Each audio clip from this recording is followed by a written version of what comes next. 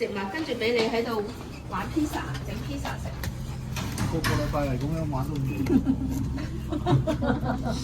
你咪唔好玩咁咯。你咪唔好過你隔個禮拜先復咯。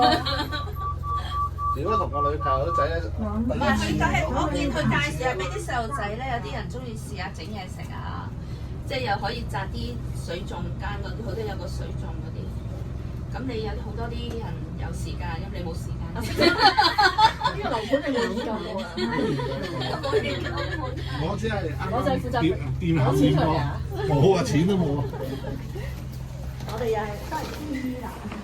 三收係主要係食用面積嚟㗎嘛，個入邊㗎嘛。海豚溝嗰個邊隻係收得咧？